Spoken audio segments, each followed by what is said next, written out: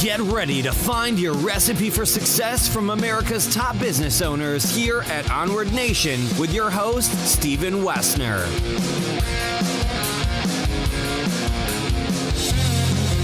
Good morning, I'm Stephen Wessner, and welcome to episode 461 of Onward Nation, where 5 days a week I interview one of today's top business owners so we can learn their recipe for success, how they built and scaled their business. In fact, our 12 Success Strategies ebook is a compilation of the best business building advice shared by our guests. Just text the word ONWARD to the number 66866. Again, text ONWARD to the number 66866, and it'll come right to your inbox.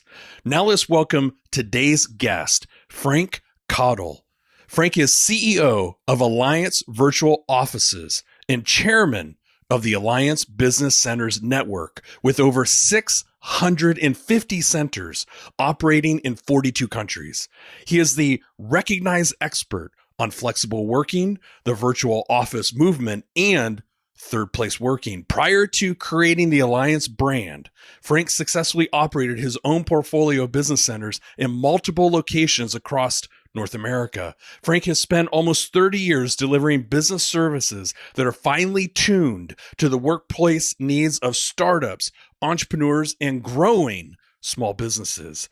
He's worked with tens of thousands of business owners and has become the go-to authority on flexible and remote work. Welcome to Onward Nation, Frank. Well, thank you, Stephen. It's really great to be here, and I hope your audience enjoys our conversation. Well, thank you for that. And Frank, it is great to have you here, and I'm just delighted that we have this opportunity. I'm so thrilled that you accepted my invitation. But even with this very impressive bio and the accomplishments that you've had throughout decades in your experience, it really still is just a very, very thin slice of this entrepreneurial journey that you've been on, Frank. So take us behind the green curtain. Tell us more about your path, and then we'll dive in with the questions. Gosh, my path.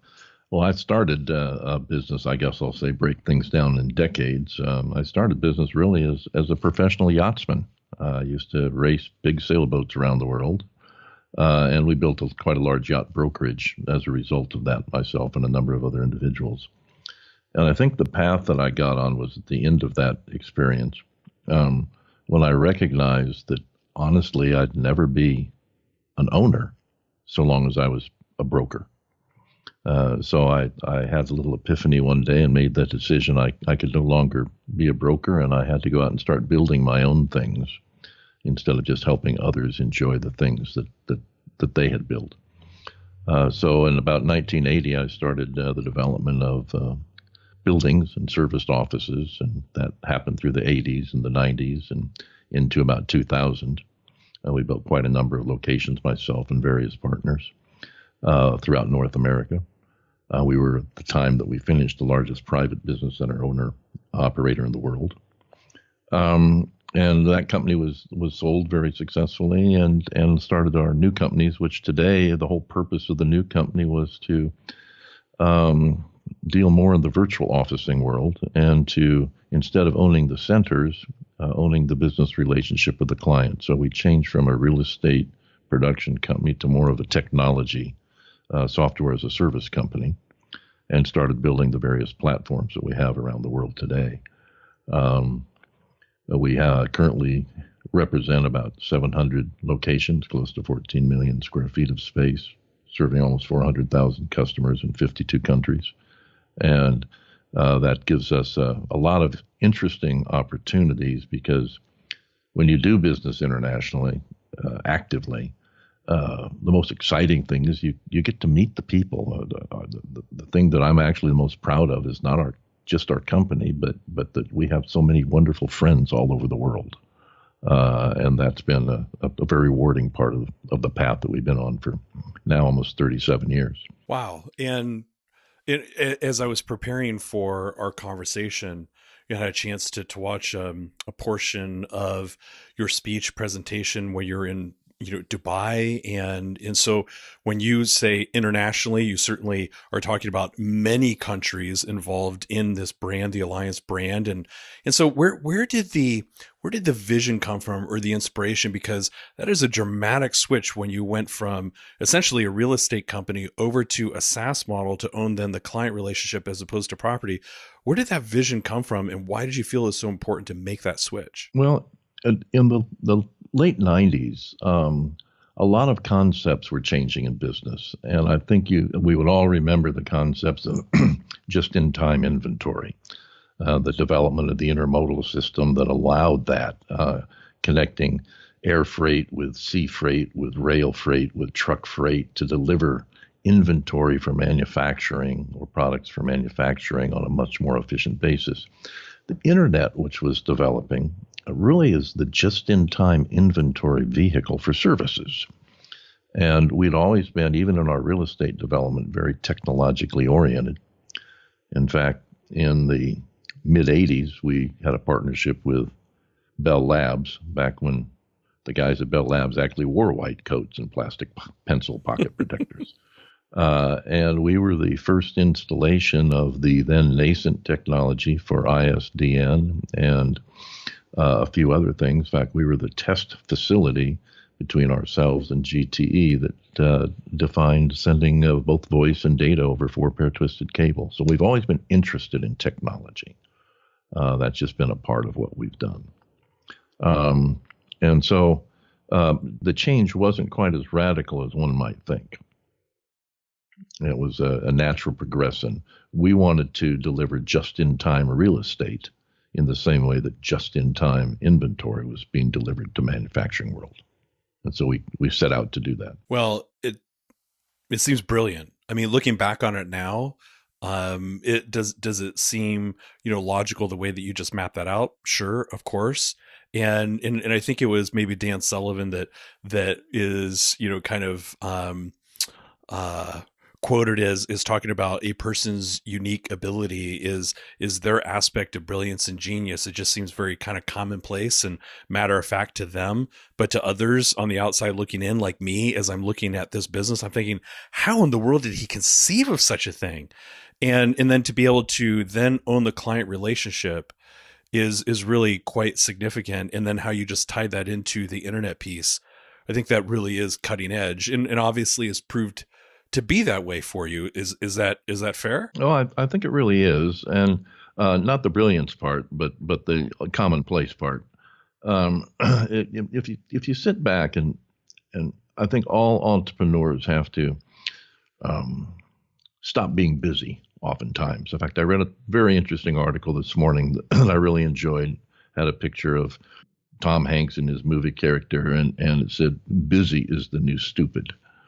And the whole point was that we're too busy, or too busy pretending to be busy on many things, and I think that as you look at that, entrepreneurs need to get up to orbit level and look down on their own business and their own industry, and really take a student's view of constant learning, not just constant being busy. Wow. Okay, I was just putting that into my notes. Obviously, we're recording this, but what you just said there, being able to get up to orbit level and become really a student, being able to see everything that is going on, as opposed to being, down in the thick of thin things, it's such a worthy goal, and not many business owners are able to do that, Frank, and hence, problems, and not being able to scale and not being able to think strategically. So that's very wise advice to be able to get to that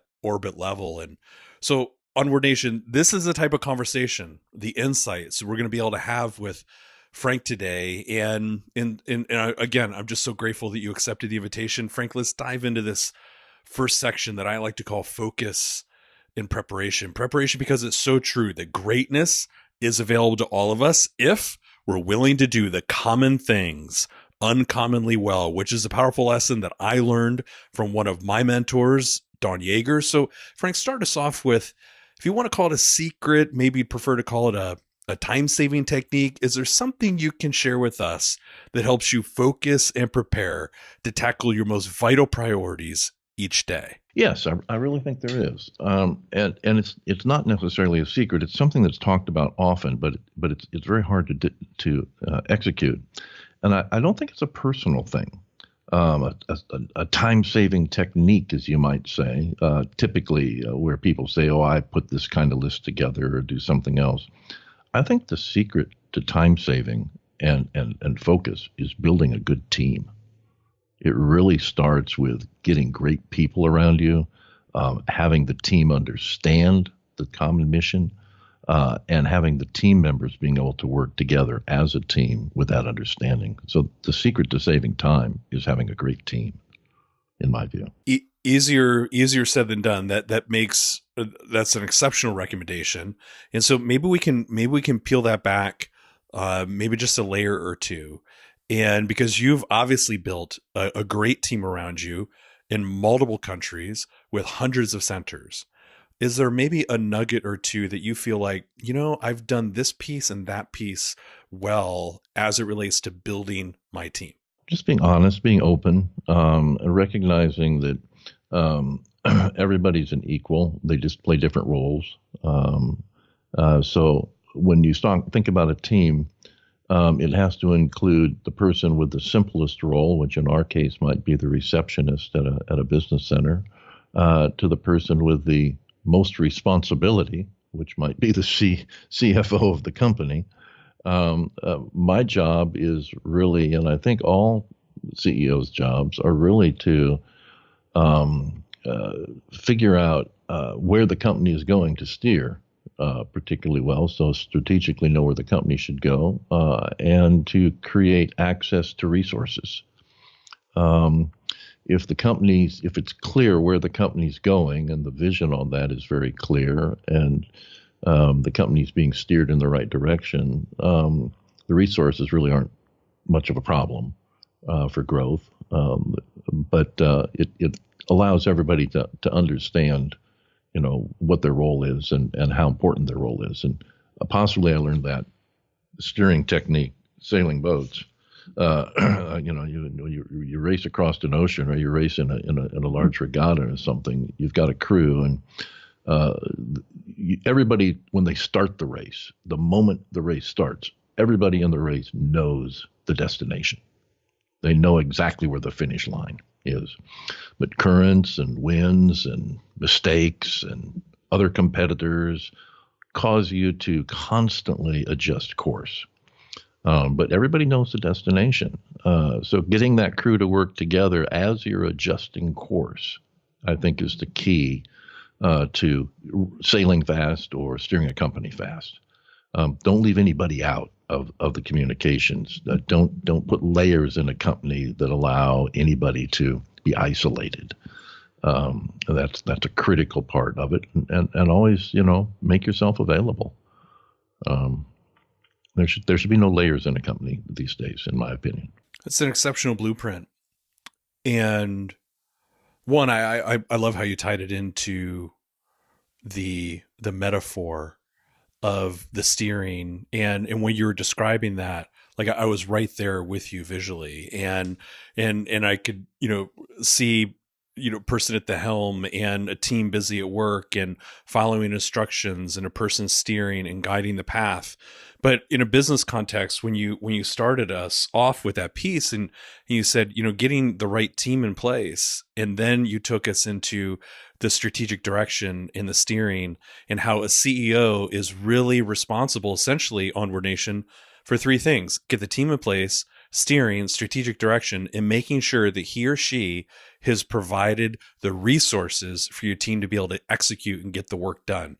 Frank, would you consider that to be a fair recap? That's as simple as that. I mean, there's no magic to it. It's just a matter of execution. Planning is one thing, execution is another thing. And execution is definitely the harder of the two. So let's take this into daily habits. And so, Frank, do you have a habit or two you strongly believe contributes to your success? I'm still on air. That's just a dramatic pause. Yeah, I think so. Start your day early and stay late. That's two habits. And that doesn't mean you should work yourself to death, but it does mean that business people always say, "Well, I've been in this industry for 10 years or 20 years." Um, Business isn't measured in the years. Nothing is measured in the years you've done something. It's always measured in the number of hours you've done something. So, working a long day doing something you don't like is a burden, and it's very demoralizing. Um, but doing things that you truly enjoy, which is always a necessity for building any company or building anything. If you have to enjoy it to do a good job at it, the hours really aren't a burden. My day oftentimes starts in the Middle East, which is, depending upon where you are, 11 or 12 hours ahead of us here in California, and oftentimes ends up in Sydney or Hong Kong or Singapore. And that's quite often a typical day where you're able to get as much done as possible, and really it's contacting as many people in that team as possible to make sure that the vision is shared, or to make sure that you're listening very, very carefully. And that's probably the most important thing behind those hours, is those aren't hours are spent listening to people, not telling people, but listening to them and then calculating how that course needs to be changed, as you were saying, and making sure that their understanding of the vision is the same as yours. So really, probably a long day and a lot of listening. Excellent habits, and really speaks back to your recipe for today's CEOs and those three ingredients. And so, just to make sure I'm tracking with you on the same page, because you kind of blew me away a little bit there when you're mentioning time zones. Time zones is something that I kind of just personally struggle with, as you and I experienced earlier today when I called you an hour early. But so when you mentioned how your day might begin in the Middle East, I think what I'm hearing you say is that you are responsible for, listening and steering the direction and communicating with people who you have on the ground in the Middle East who are working in various centers, and so you're communicating with that team, and then as the day progresses, then you may be transferring over to work with some folks in Australia, and what do they need, and resources and direction and so forth. So you're really spanning the globe throughout a typical day. Am I tracking with you? Sure. Well, today all companies are international. Even a 3-person company startup, probably they have outsourced international employees somewhere, and possibly a supplier that's offshore, and maybe a customer that's offshore. So today all businesses are international, and we've always understood that when people say 24/7, that's the way the world works. It's always sunny someplace. And just because it's night where you are doesn't necessarily mean that business has stopped in the world. So we have always had an eye to global operations, and understood that. Certainly in our yachting company, we understood that as well. And my father, who was a very successful serial entrepreneur, we had a large food production and distribution company, and that was a global operation as well. So I grew up in an entrepreneurial family, which is a help, and a global one. So I've just always thought that, it doesn't really matter where I am. What matters is where things need to be done, and acted accordingly. Now, you can't work 24 hours a day. You have to have time for family and a lot of time for fun and this and that. But you can pay attention. Just because you're not working doesn't mean you're not listening. Amen to that. Or thinking strategically about the next steer that you want to, or make next turn or adjustment that you want to make. And sure. This has been such a fantastic way to start this, conversation. You have given us some not only excellent insights, but really wonderful mentorship. And I'm looking forward to chatting a little bit more about mentorship here in a few minutes. But for now, this will feel like an abrupt change, but But I like to go 180 degrees in the complete opposite direction, Frank, and ask you to share with us that challenging time, that situation that could have devastated, maybe even ruined your business. But you persisted because you made the tough decisions. So now you can look back on that once painful memory, and it's more of an invaluable learning experience now. So tell us that story, Frank. Well, it's really a contradiction almost to the comment I made about teams. I would say the biggest challenges that I've had to face were early in our career, early in this career with this company, was partnerships. Choosing the wrong team or the wrong partners in a couple of cases that caused me to even question whether I wanted to go forward with the company, and robbed the joy from the company for a few years, to where the partnership issues became what we thought about all day long. And my dad had an interesting little thing. He'd talk about problems when I was a kid. He'd say, well, he had a 3-day theory, and that on the first day, if there was a problem that you ignored it, it'd probably just go away, and most of them do. On the second day, problem was still there. You still ignored it because probably one of your teammates take care of it. On the third day, you take care of it yourself. And that ties into an observation I've made about companies through the years, because we've bought and sold lots of companies and been involved in many things through the years. The Alliance Group today runs 12 different companies globally, and the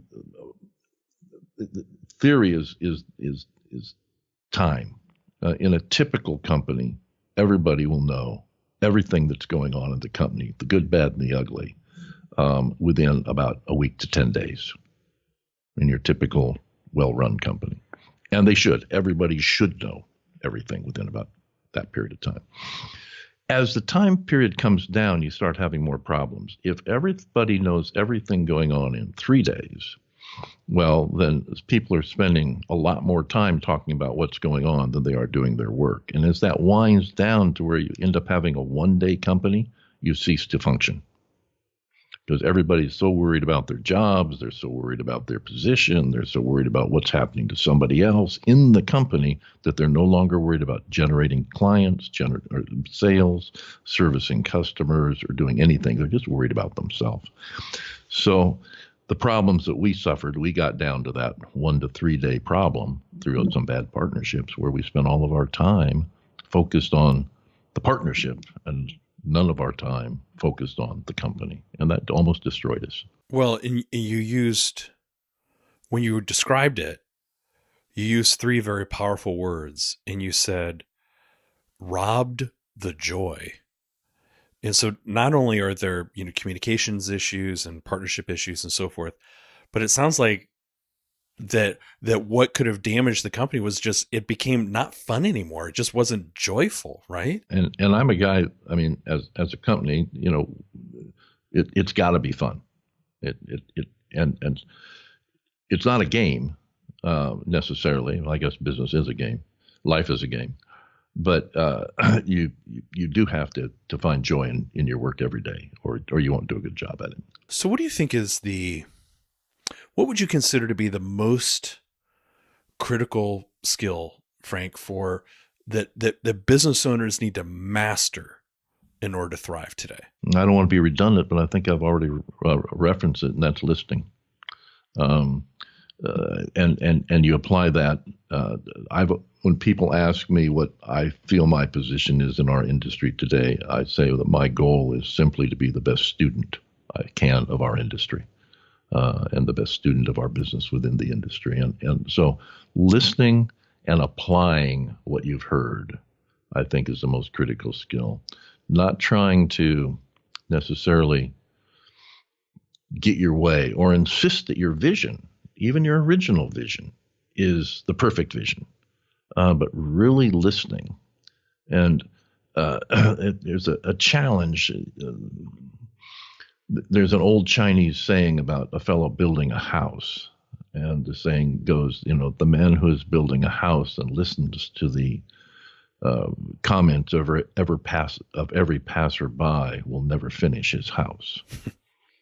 So listening doesn't necessarily mean changing, but means listening carefully and applying those few good bits and pieces, a lot like you're doing in this program, trying to bring good bits and pieces to people, and applying those, and knowing the difference.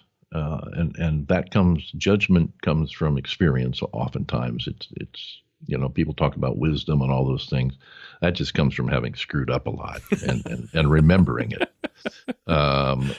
So judgment on what you hear and saying, well, that person is right and that person is wrong, not just listening to noise, but really picking out the critical parts. I think that's critically important. As you're describing that, the listening, the judgment, and really having the discernment to decide what to apply. As I was writing that down in my notes, I then linked it back to something you said earlier in our conversation, that was get to the orbit level. And so my thought is, and please be a litmus test here, is that if we listen and we discern and have the right judgment and then apply what it is that we learn along the way and are focused on that 3-ingredient recipe that you gave us at the onset about, finding the right team and putting them into place and steering and having the right strategic direction. And then 3, providing access to resources. If we combine those two things, then that should get us at that orbit level, right? Well, I sure hope so. I mean, that's the goal. It took NASA quite a number of tries to actually put something into space successfully.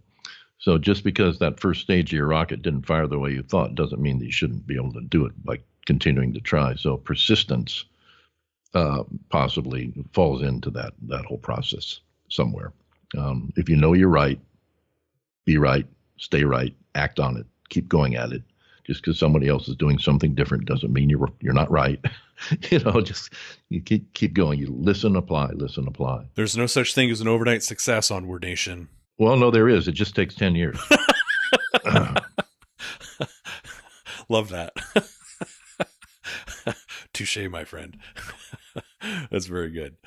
Well, so let's go deeper into the mentorship piece. And so, but let me turn the table on you here with this question, Frank, and ask you to share with us the most influential lesson that you ever learned from one of your mentors, and then how that lesson helped you become the business owner you are today. I don't think I ever had a mentor in the traditional sense that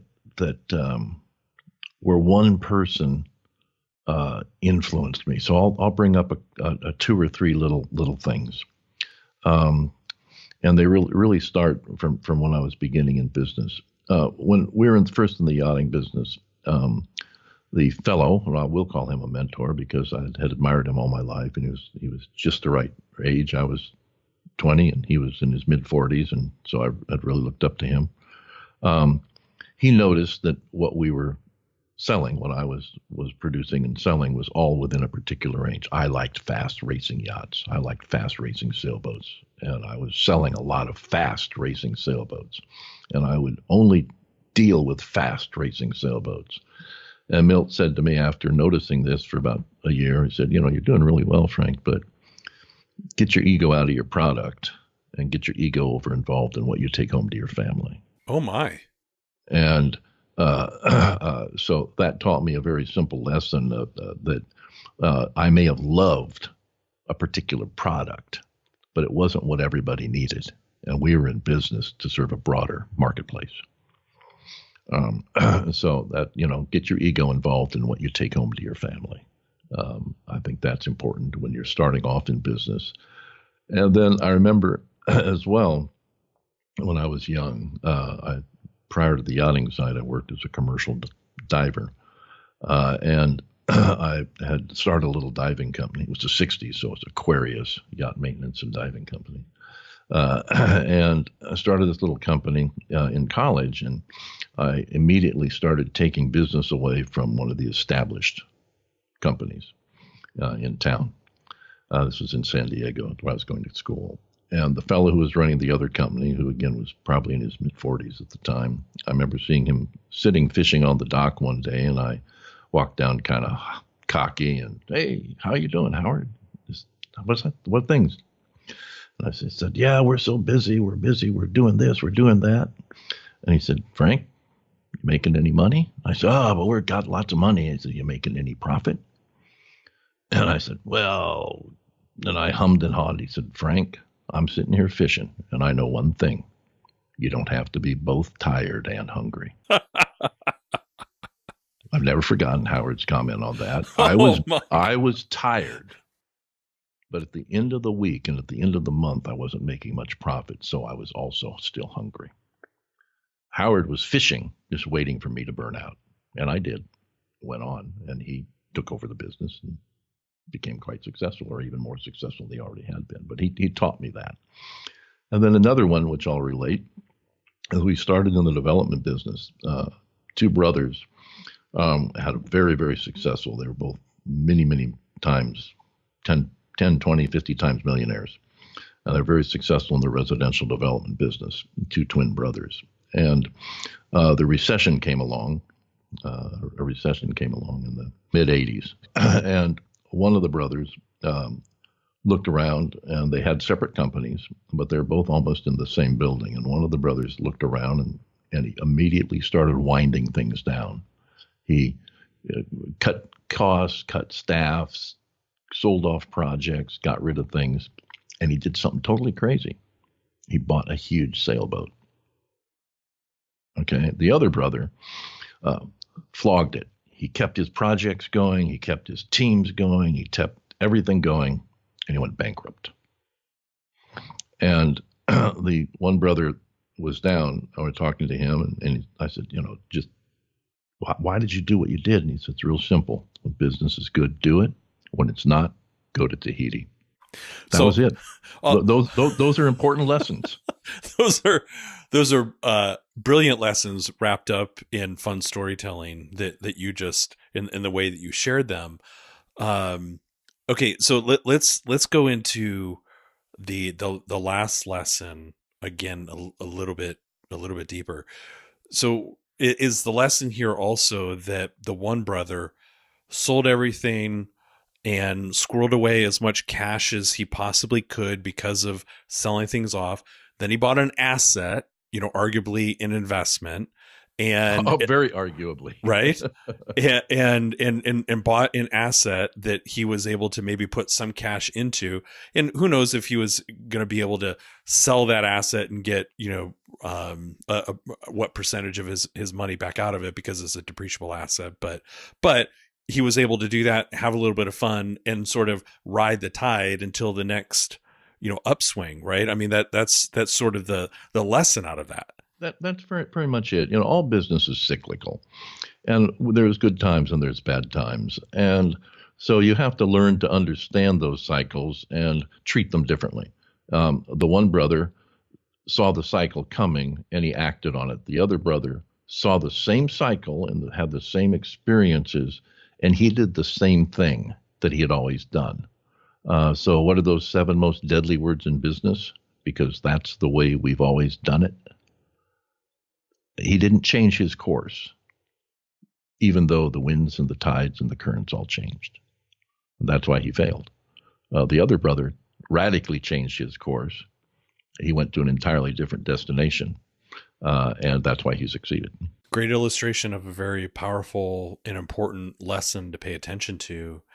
So let's loop back to about what we've been talking about up to this point, and team is really a central focus for you and has been throughout your career.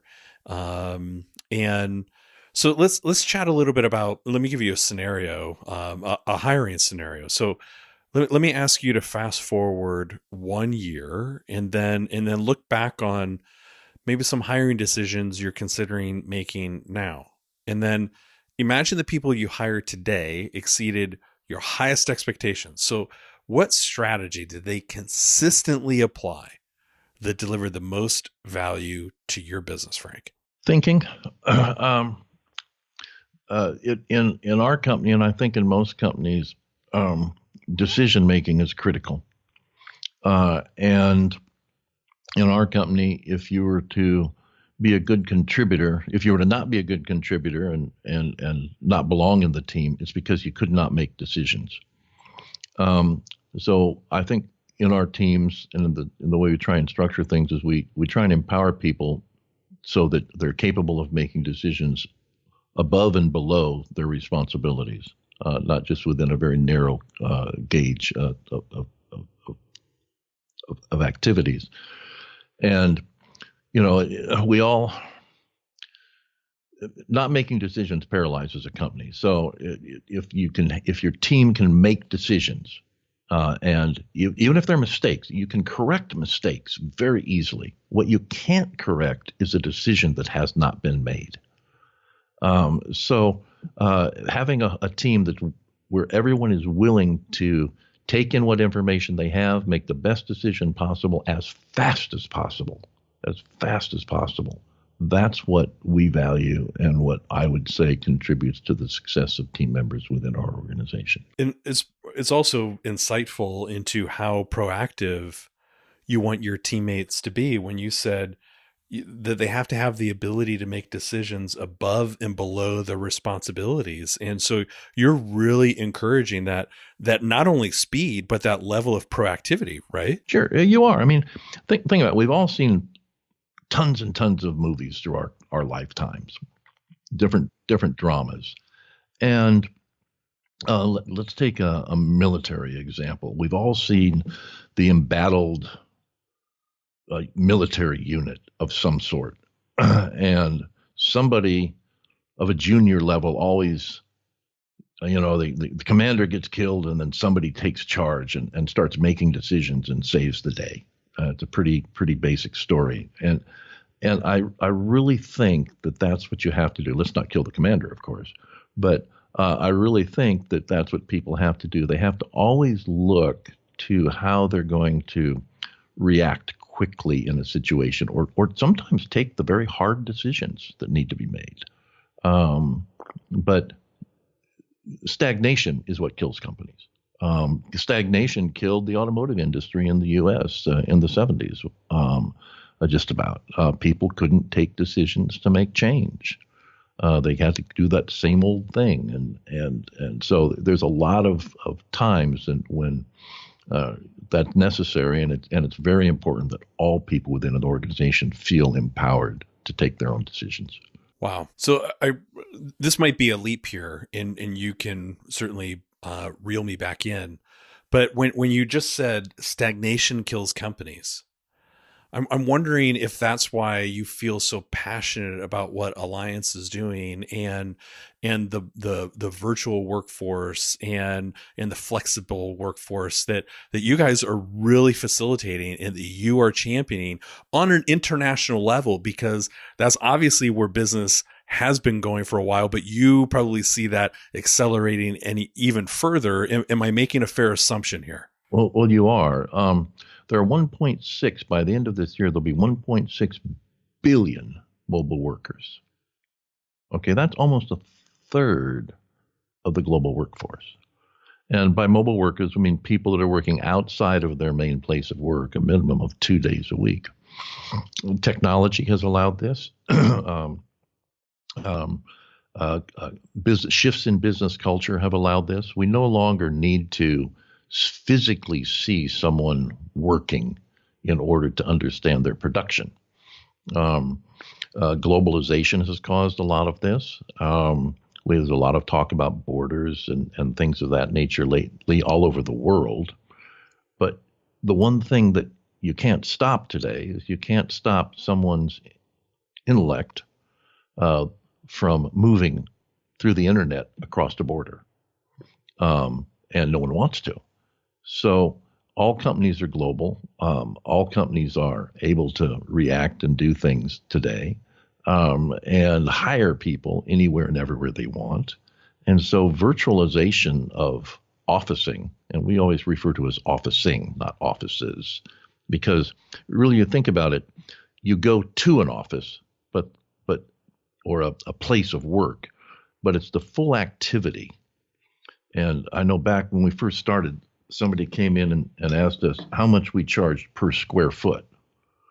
And I was kind of young and cocky, and I said, well, we don't charge by the square foot, sir. We actually charge by the cubic foot. And the guy gave me a, wise ass kind of look. And I said, no, truly, because we provide everything that's between the carpets and the ceiling. We provide the bandwidth that's flowing through the air, the electricity that's flowing through the walls, the clerical, secretarial, administrative staff that provides the services, the imaging equipment, telephony equipment, everything you need that requires to run a business. We provide you in a single package.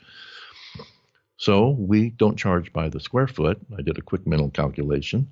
Instead of charging a dollar a square foot, we charge 18 cents per cubic foot. And then, showed how that was actually cheaper in the full operation. And so you just have to look at things sometimes a little differently. And virtualization is happening. Alliance Virtual Offices is a great example. We have what we call the theory of 10. And it's literally says you can open 10 offices in 10 countries, in 10 cities in 10 minutes. And we can do that now through the power that we have built into the technology and the convenience of that to people, particularly large companies.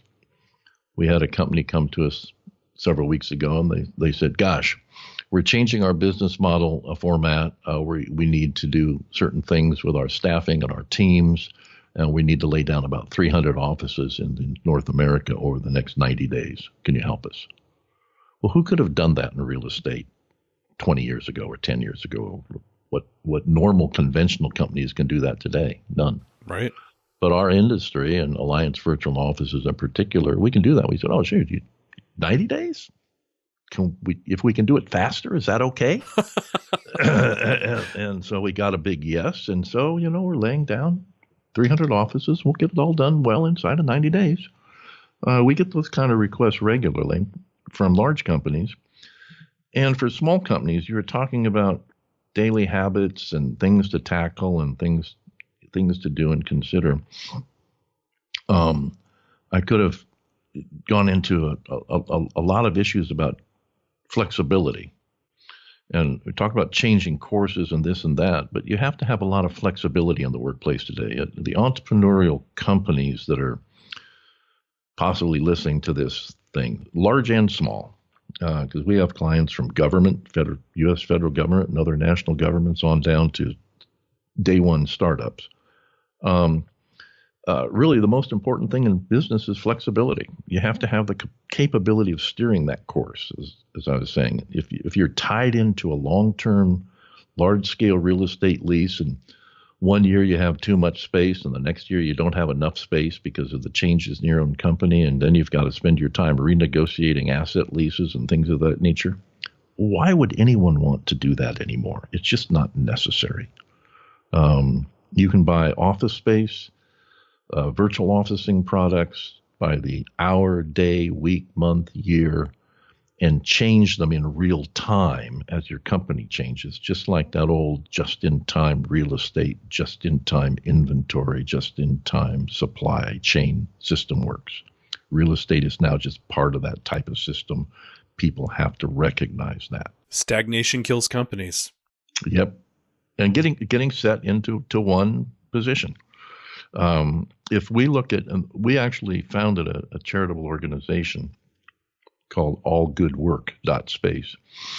And we provide free workspace to charities in need of office space. And our purpose there was we looked across our own industry and we said, the occupancy in our own industry is 88 to 93% in the best year and the worst year. We need a certain amount of excess space to move people around and to have the flexibility. So 93% is sort of our optimum occupancy and 88% is sort of our bad time occupancy. That simply means that we have 7 to 12% vacancy always as an industry. And that was a wasting asset, and that bothered me. So we created a charitable organization. So, let's put our wasting assets, let's put our space to good use create a higher purpose for our industry that people could focus upon. And so now we give this space, we give a certain percentage that away to charities. If I look across all of commercial space in any market and on a global basis, it's an incalculable number. Or we look inside of corporations and we see the average 20% unutilized space in those organizations. That waste is all as a result of a lack of flexibility. They didn't plan right, or there was no vehicle to help them plan. Virtual officing, the flexible workspace industry, the service office industry, that's a part of business centers, co-working centers, incubators, accelerators, logistics centers. All of these new business models should allow that waste to be repurposed. And that's really part of our larger mission in our own company, and I think on behalf of our industry. Frank, this entire conversation has been inspiring. It has been insightful. It's been packed full of great mentorship from you.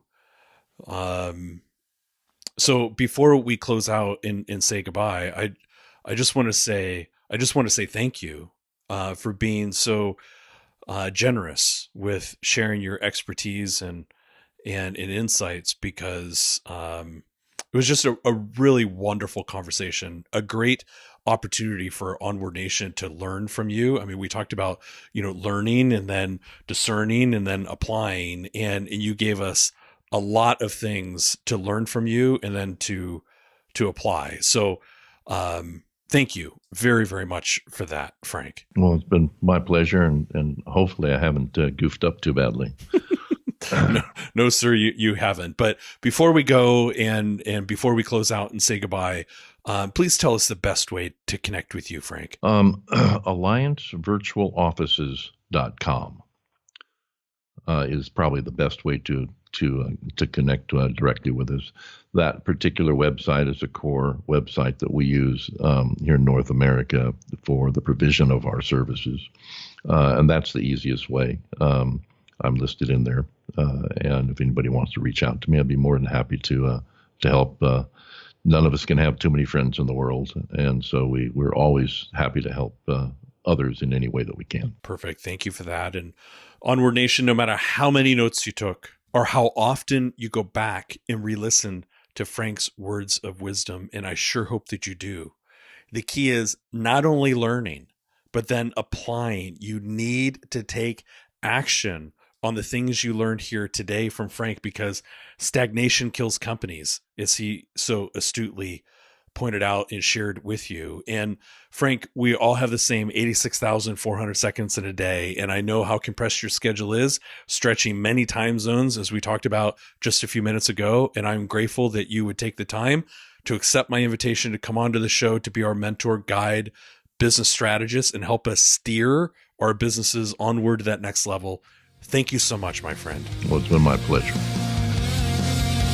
This episode is complete, so head over to onwardnation.com for show notes and more food to fuel your ambition. Continue to find your recipe for success here at Onward Nation.